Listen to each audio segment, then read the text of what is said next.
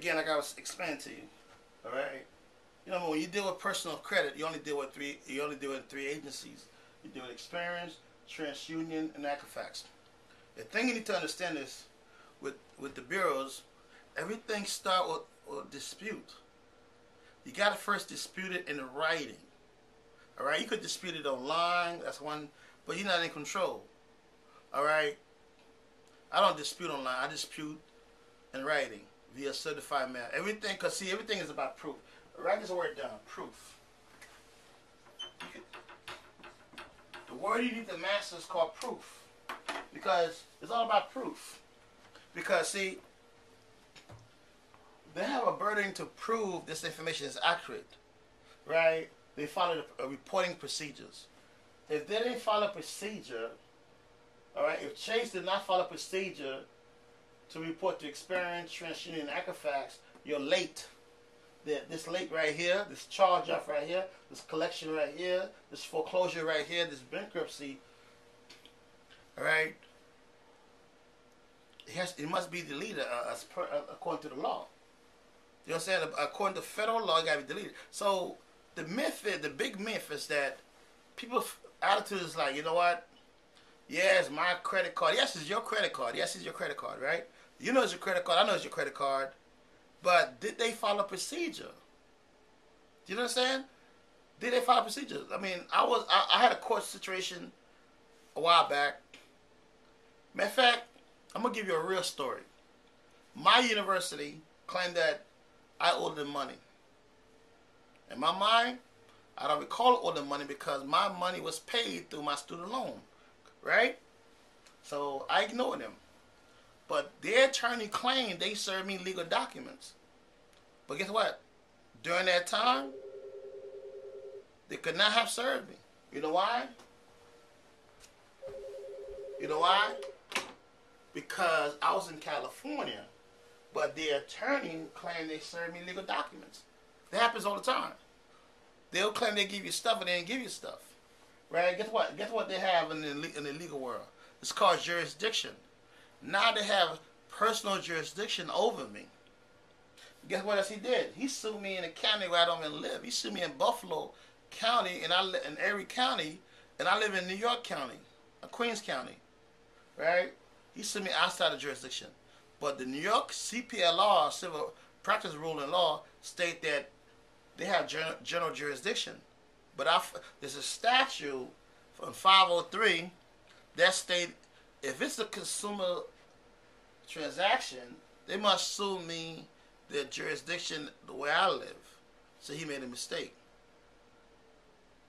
See, so the key thing is this. The key to credit restoration is to beat them on the technicality. I want you to repeat that to me. I want you to beat them in technicalities. Do you understand? To write the word down, technicality. So look for the technicality. Look for the errors. Procedure reporting errors. That's how you beat the credit repair game. That's how you beat this. It's how you get your credit back. Do you understand? You look for technicalities. You look for a way to create leverage. Do you understand? If you're not going to create leverage and technicality, look for technicality reporting errors, you're not going to win, because when you dispute with Experian, they're gonna follow the reporting with Chase. Chase has an account with them. All right, they have a program called eOscar. eOscar is some kind of network they use back and forth to transfer information. Experian, TransUnion, Equifax, these are major, three big companies that monopolize the whole reporting industry, right? Chase used the information, a Bank of America used the information, all the big companies use the information. This company report every 30 days to this bureau back and forth electronically. So what you want to make sure is that happens, that they follow the law procedure based on these rules right here. These are the rules they got to follow, right? Fair Debt Collection Practice Act, Fair Billing Act, all these rules you should read. Now, I'm a paralegal, so I read a lot. I read case laws. I read these rules. You don't need to be an attorney to read this stuff. You could Google this stuff and read it, read the statutes, print them, go with it with a highlight, the area that address reporting, right? The address reporting. You just go through the validation process. Make sense?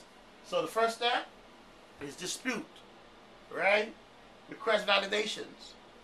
The second step is dispute with the creditor directly, right? Challenge their process. And make sure they follow the code of law. The third step, initiate a small claim lawsuit if you need to, right? But here's the trick. When you sue them in court, don't sue for no more than $1. All right, $1. See, it's gonna cost them $200 or $300 to come to court. They hire an attorney, $100 grand or per diem, whatever. But they're gonna want. Most times they're gonna use a per diem attorney at a bill rate at $100 per day, $150 per day. I do a lot of cases, but that guy's not gonna have a lot of interest in the case. Trust me, it's a small case for them. They're not gonna bring a big guy for that case, right? The whole idea is to get them in court, to create leverage, right, for you to win on a technicality, on a no-show, on a default, or on some jurisdiction issues. Because, all right, if you don't do that, and you're gonna have some dilemmas, right? Again, creditors, they report to the 3 bureaus, right? And the 3 bureaus in turns make decisions if they're gonna give you credit or not give you credit. So if you want the credit to be restored, read the law, make sure the reporting is done correctly according to procedure. If you have charge of, go to your local court, file an order to show cause to get that vacated, restored back in the calendar to challenge jurisdiction. Right? If you don't do that, what will happen is you will end up with a default. This item will stay in your credit report, and you will not be able to get it deleted. So let's say you go to court. You are successful in court. You're gonna get a copy of the disposition. The judge vacate the judgment. You're gonna fax that or mail a copy, certified mail to the creditors, to the credit report agency, Experian, TransUnion, Equifax, right? So they can remove that on your item. It could be a foreclosure. It could be a bankruptcy. It could be anything. All right. It's all about reporting. Right? It's all about reporting. It's all about reporting. It's all about procedures. Now, of course, the attorney is going to get mad at you. Now, your question you have to answer is this. All right. The question you have to answer is this.